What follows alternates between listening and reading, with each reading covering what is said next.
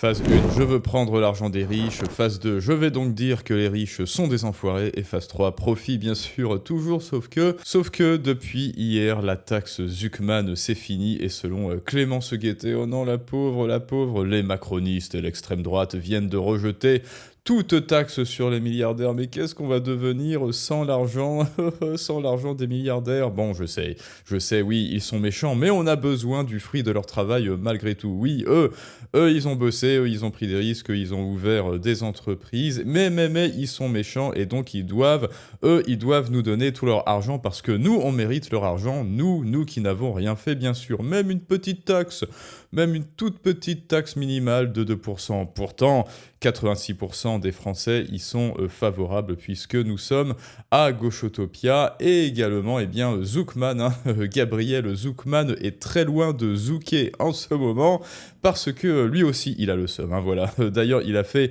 un tout petit thread pour nous expliquer à quel point c'était injuste, hein, à quel point l'argent des milliardaires lui revenait de droit, à quel point être riche c'est immoral et à quel point on a absolument besoin de cet argent. Bah oui, mais si tu as besoin de l'argent des milliardaires, Zuckman, écoute, arrête de les faire fuir de France.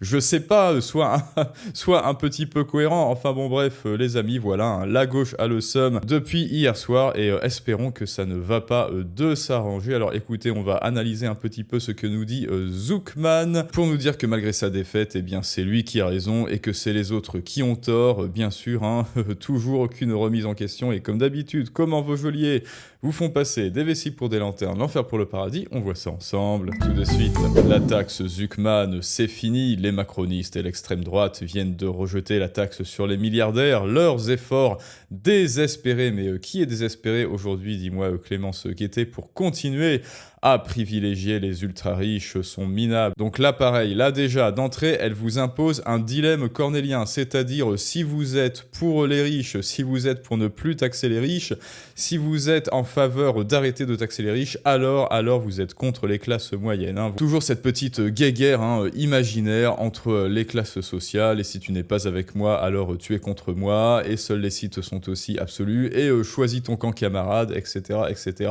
Et donc moi, bien sûr, Clémence Guettet, je suis du côté du pauvre, de l'oppressé. Avec ce budget, ce sera donc aux classes moyennes et populaires de payer tout l'effort. Dis-moi, est-ce que ce sont des menaces, ça, Clémence Guettet? Pourquoi est-ce que les classes moyennes devraient payer à leur place, au juste? Tiens d'ailleurs, Nicolas Dequier de C'est un signe, ce sera aux classes moyennes de payer. Est-ce que ce sont des menaces? Baissez vos putains de dépenses, parce que oui, comme d'habitude, sempiternellement, inexorablement, inéluctablement, taxer, inventer de nouvelles taxes, mais en revanche, baisser les dépenses de l'État et affouera les députés qui ne servent à rien d'ailleurs, accessoirement, ou devrais-je dire indispensablement.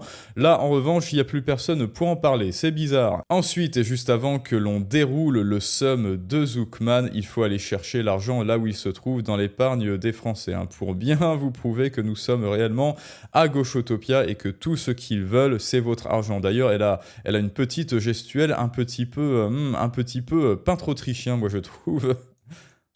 Alors oui, il faut taxer pour financer la nationalisation, la réindustrialisation de notre pays. Voilà ce qu'il faut faire. Et pour cela, il faut aller chercher l'argent là où il se trouve.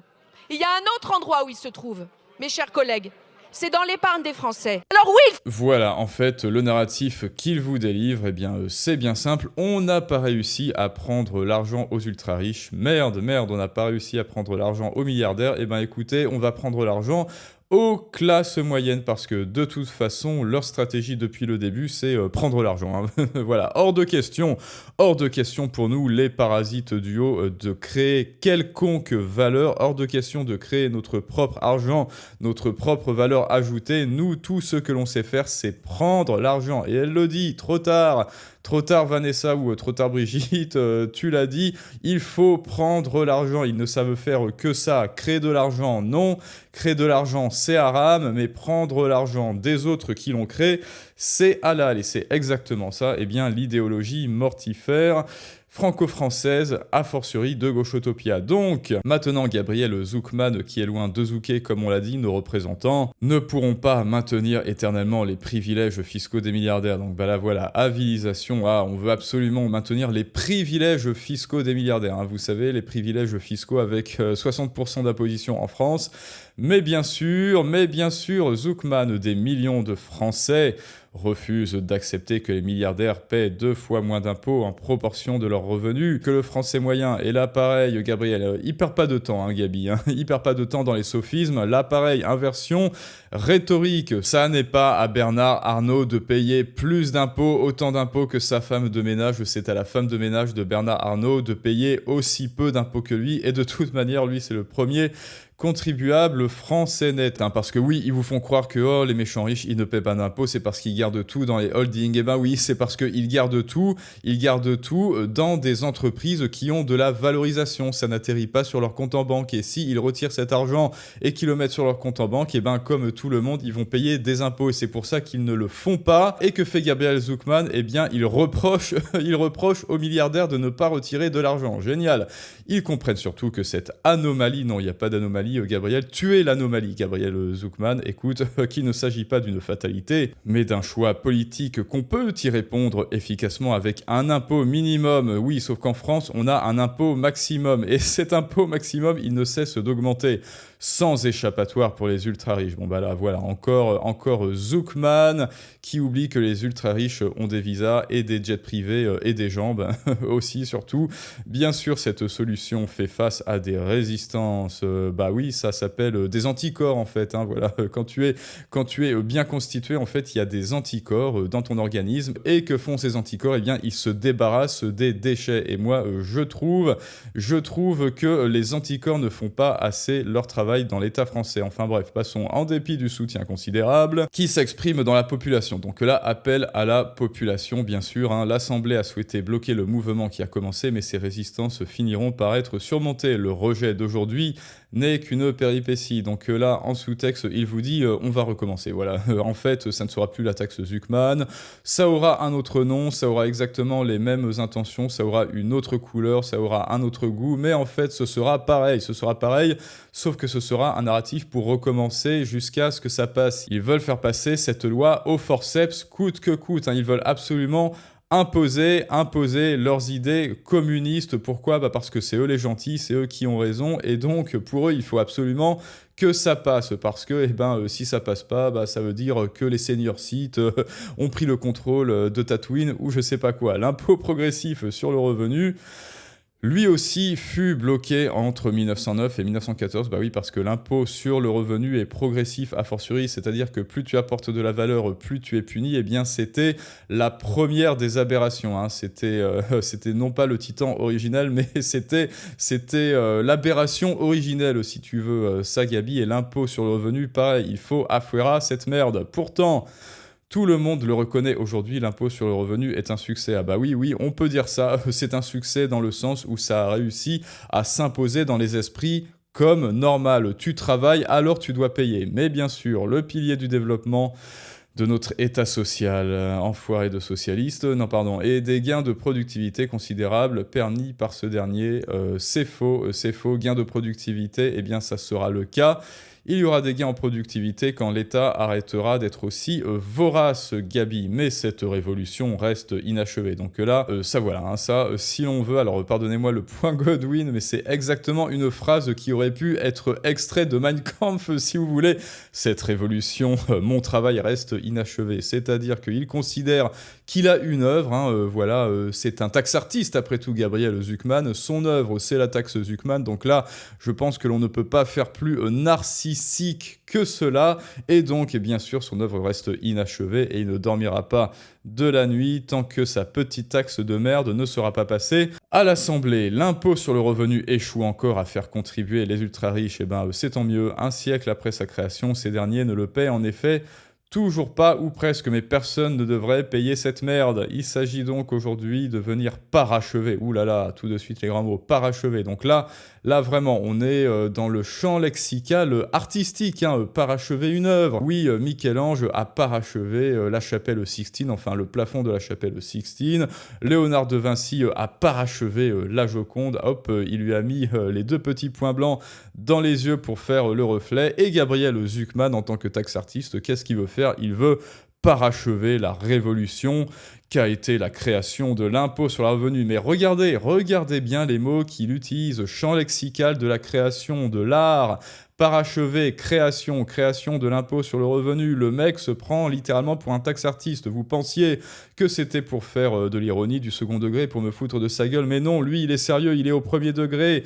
Tax artiste au premier degré, Gabriel Zucman, qui veut parachever sa création en y faisant enfin entrer les milliardaires. Vraiment, Che Guevara, Ecoplus. Il s'agit dans le fond d'un combat pour élargir le champ de la démocratie. Et oui, donc ça si vous voulez, c'est un petit peu le narratif, c'est l'excuse morale, donc, hein, c'est le prétexte moral, élargir le champ de la démocratie. Et bien, si tu y tiens tant que ça, Gabriel Zucman, à élargir le champ de la démocratie, faisons un référendum, propose un référendum sur les taxes, sur toutes les taxes, propose un référendum sur l'impôt sur le revenu, propose un référendum sur l'immigration, je sais pas, propose un référendum sur doit-on virer Gabriel Zucman, propose un référendum sur doit-on affouer tous les députés et tous les doctorants en économie qui n'en branlent pas une au fait. Tous les doctorants en économie qui en fait veulent faire passer des lois complètement aberrantes, de poser le principe que l'autorité de la puissance publique, hein, donc là on est en plein dans le fapuloinchisme, hein, et le fascisme économique bien sûr, hein, rien en dehors de l'État, tout dans l'État, doit s'exercer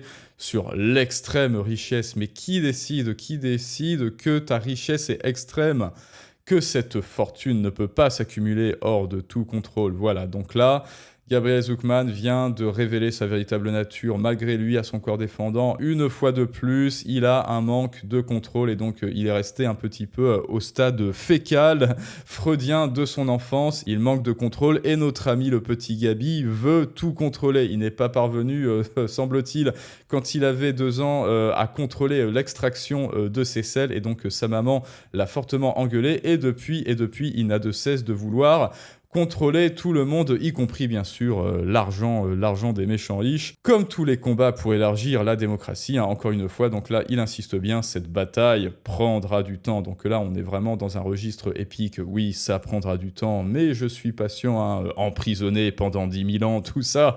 Si vous avez la référence, elle a commencé en février, quand l'Assemblée nationale a adopté l'impôt plancher de 2%. On va te faire foutre, elle se poursuivra dans les semaines, les mois et les années qui viennent. Donc oui, voilà, là c'est un combat de fond, hein, Mein Kampf, tout ça. Il s'agira d'un enjeu majeur de l'élection présidentielle de 2027. Je vais continuer mon travail de pédagogie. Ah oui, voilà.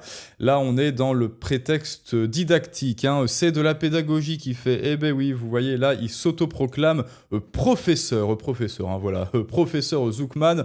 Moi, professeur Zucman, j'ai un doctorat en économie et donc sophisme par autorité et donc argument d'autorité et donc c'est à moi de vous apprendre les choses, à vous les gueux, et peu importe ce que vous allez dire, même chiffre à l'appui, même logique et raisonnement à l'appui, même si moi je suis dirigé par mes seules pulsions et passions et par mes tentatives de vengeance parce que je n'ai pas réussi à contrôler mes selles à l'âge de 2 ans et que ma maman m'a engueulé et que depuis j'ai un manque de contrôle absolu sur moi et sur mon environnement, j'ai un désir de contrôle absolu sur moi et mon environnement, eh bien c'est moi qui vais vous apprendre les choses parfaitement, c'est moi qui vais vous apprendre la vie, foi de Zucman, pour aider à l'appropriation citoyenne des savoirs. Oui, rappelez-vous, c'est Gabriel Zucman qui détient le savoir en bien meuble, hein, n'est-ce pas? Nous ne pouvons pas nous permettre à nouveau de perdre 5 ans, voilà, tant que la taxe n'est pas passée pour lui, c'est du temps perdu, notre situation budgétaire, alors que le temps perdu, c'est évidemment le temps passé à ne pas baisser les dépenses, comme d'hab.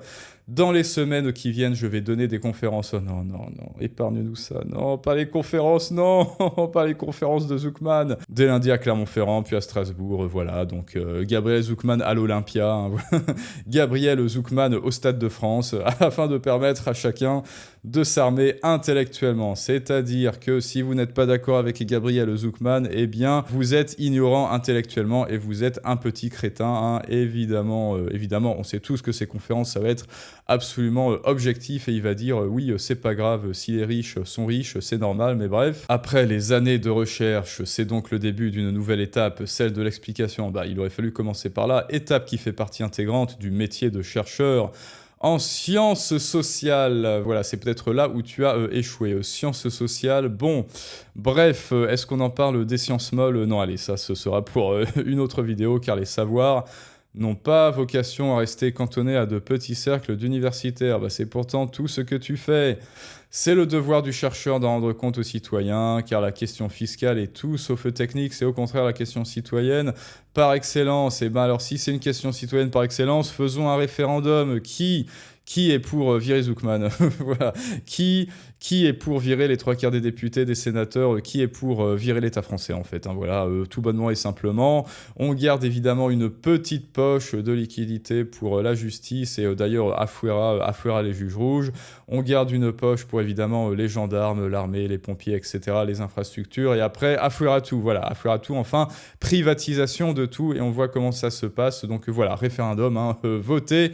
Et surtout, vous le savez les amis, si vous en avez marre, bon alors évidemment vous n'êtes peut-être pas Bernard Arnault ultra riche, mais là vous le voyez, le seul but, le seul objectif de l'État français et de ses séides tels que Gabriel Zucman, eh bien c'est de vous prendre tout votre argent, hein, comme le dirait l'autre là, il faut prendre l'argent là où il est, dans l'épargne des Français. Eh bien vous le voyez, il faut absolument sortir vos fonds des circuits officiels et que vous redeveniez souverain de votre trésor à vous, parce que c'est votre argent à vous et personne n'a à y toucher, et certainement pas Gabriel Zucman et Bribit et autres Jean-Michel et autres Gérard Larcher avec leurs sales pattes. Et pour cela, pour redevenir souverain et devenir un rebelle financier et redevenir souverain de votre propre trésor, eh bien il y a la masterclass Outsider financier en description et en commentaire, eh bien pour reprendre le contrôle sur votre argent, l'extraire des circuits officiels et autres banques traditionnelles légalement, bien sûr, hein, toujours légalement, le faire fructifier bien au-delà d'un livret A, et ceci